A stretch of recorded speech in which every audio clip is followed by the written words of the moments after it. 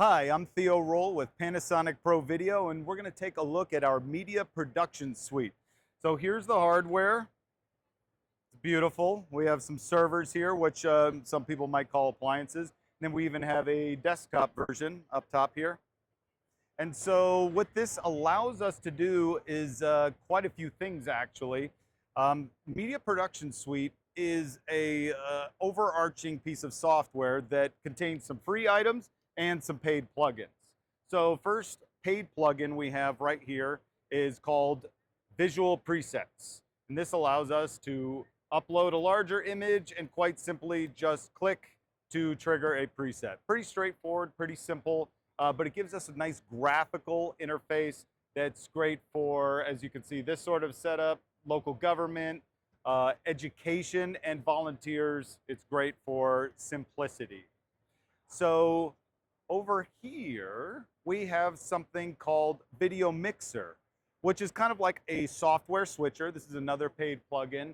And if we make our way up top, we can see graphics overlaid. And if one of our lovely talent would kind of move around a little bit, we might be able to see some keying.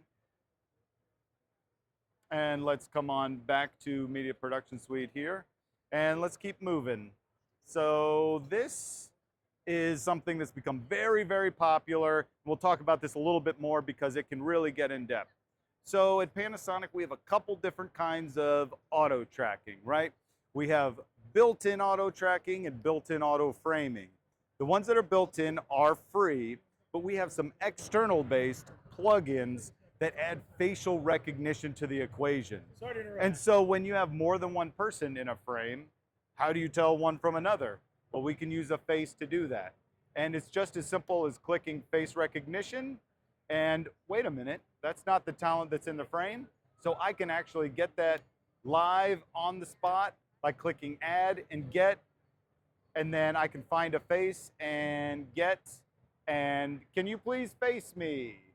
If I click get, and then I have a little face, and I can name the talent here. Add, and it's really that fast.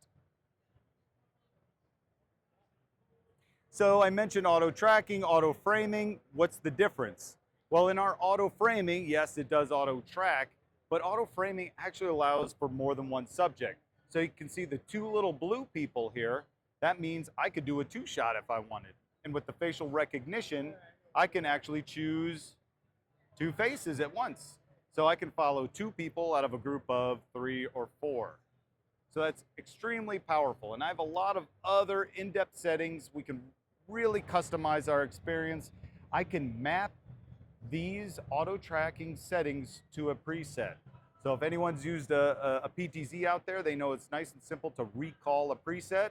Now it's that simple to recall a face, for instance, and the framing, for instance. I can zoom in, I can zoom out, I can change how I want it framed. Again, I have tons of control, and one person can really operate a lot of cameras, but with a ton of production value.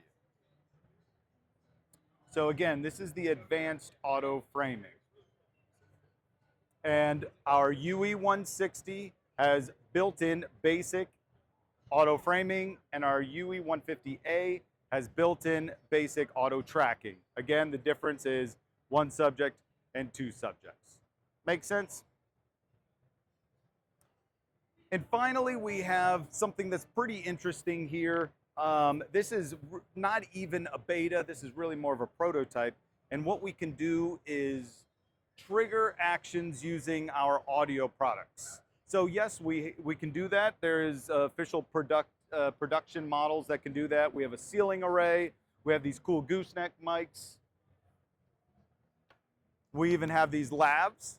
So what this allows me to do is I can speak into this and it'll bring up a 1 box. 2 people can speak. It'll bring up a 2 box. 3 people speak. It'll bring up a 3 box. No one speaks. It'll go back to that wide shot.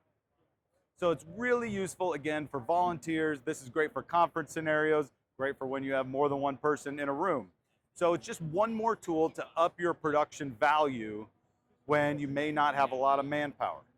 So one final thing I want to show you over here And that's actually the super wide shot we can see. Check out how wide that is. That's a 121 degree field of view. So you're gonna ask, that's pretty crazy. Why does it not look fisheye? That's because we have a lot of compensation in this new model up here. Let's see if we can get a shot. It's pretty small. It's called the AW-UE5. So that is the successor to the AW-UE4. And we've added some pretty cool features. Let's see if I can take a look here and pull it up. Here it is. Again, this is very, very new. This is not in production as of yet. We have things like AI framing, so it can automatically help framing, or we can do some preset framing. And it has a web GUI, and now this has NDI-HX, which allows that super easy to use IP video and audio. We're going to talk a little bit about MPS, and that stands for Media Production Suite. Here's the hardware, another look. And there are paid plugins, yes, but there are a lot of amazing features that we can do at no cost at all. You can download this. If you own any of our PTZs, I highly recommend this software. So one thing we can do is the Easy IP Setup tool. I can just come over here and search, and all of my cameras will show up, and I can assign IP addresses and manage them. I can click, see a little thumbnail, and manage all of the settings here. So say I already have all these set up, and I have a fleet of cameras, I can manage them at a glance. Look at all of these bits of information I have. And I can customize these looks, and I can even adjust these settings at a glance on the fly. Want to change the system format in a single click? I can do that. Want to turn Vlog on and off? I can do that. I can customize these looks. Look at all of this. There's a lot here, and I can even customize what I'm seeing. And another thing that, again, built-in free, PTZ control. I can create groups, multiple cameras, single camera. Say I want to trigger, I don't know, 5 presets at one time. Come over to group control, select a group, and I can hit a preset and recall all of those at once. So there's some really powerful features, and this is a free download. Check out our website. If you own any of our PTZs, I highly recommend this software for your easy IP, your managing of auto tracking, and all these paid plugins. So it's very, very impressive. Make sure you take a look at MPS or Media Production Suite. So this one is called Image Adjust Pro. And if any of you are familiar with paint boxes, ROPs, RCPs, this is a software version of that. So not can it only shade studio cameras like a traditional paint box or ROP, we can paint and shade our PTZs and more cameras to come.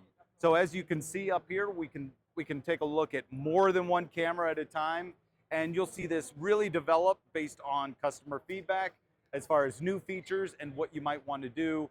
We have, again, a lot of customization. Boom. We can really customize what buttons are going to do, and then we'll work on getting different views for panels. So there's a lot more to come with Image Adjust Pro.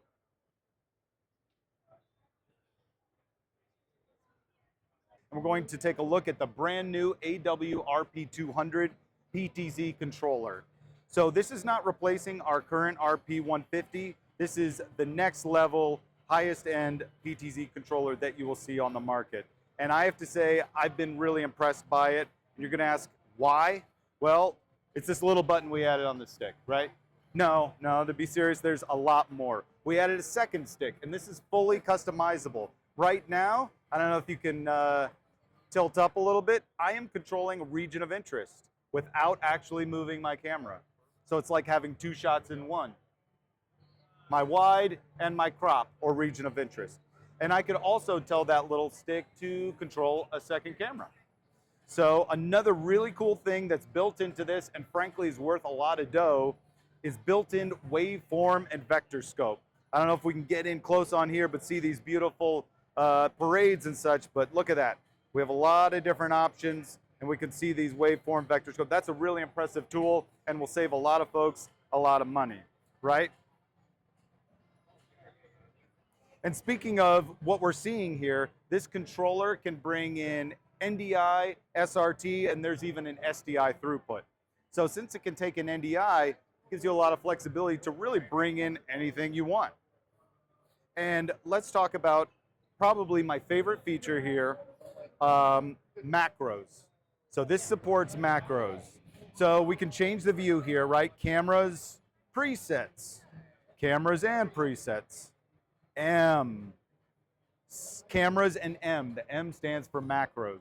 So there is a built-in web GUI for this controller that allows us to not only configure things, makes it really easy to name cameras without dealing with knobs and rotary encoders, but I can create steps, creating macros, right? Step 1, camera 1 takes a preset. Step 2, camera 1 takes another preset. Step 3, camera 2 takes a different preset. And there's a field for any other programming commands you may be able to think of. So we're really future-proofing that macro feature.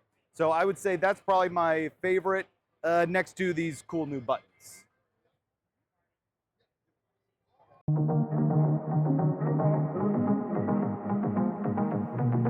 And I want everyone to see our beautiful new AK UBX 100.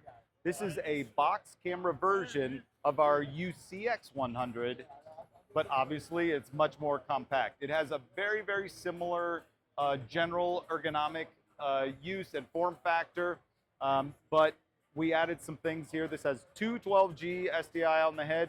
This can do 2110 directly out of the head, but you'll get that same beautiful imaging that we have the UCX 100 and really out of all of the Panasonic cameras. They blend seamlessly, and we have some great scene files to match up, so you're pretty much there out of the box. And that's been done with a lot of care to keep the whole ecosystem consistent. And what's neat is we partnered with a brand called Movicom to put it on this PTZ head. We have a large one and a smaller one. There's the Movicom D1 and D2. And if we move out a little bit here, you'll see another little familiar controller, and I can actually move it around. So for those high-end productions, maybe you need a little longer lens than that 20X on your UE150A or your UE160. You know, this can really come into play, especially when we need to get in tight on, you know, on some wrestlers or something, right? You never know when you may need to zoom in on wrestlers. And then Kairos has media playback. There's a RAM player and there's a long-form clip player. We can manage audio. How many MEs do you need? The question is, how many MEs do you want? This is GPU-based, extremely stable, so you're really, at this point, only limited by your creativity. We have, as you can see, a beautiful large panel. We have a compact panel that we offer. You can even get a Scarhoy, or there's a touch panel option. And we also partner with Stream Deck for super simple control. So whether you have extremely experienced TDs or operators or volunteers, you can truly scale the workflow and usability while still having the most amazing production that anyone could ask for. Final thing you'll see in the upper left there, it says IPMX HDMI. That's a brand new certification. Kairos can now do IPMX. So that's just a taste of all the wonderful things Kairos can do. Again, it's more than a switcher. It's really a platform for you to be creative. Kairos can do that.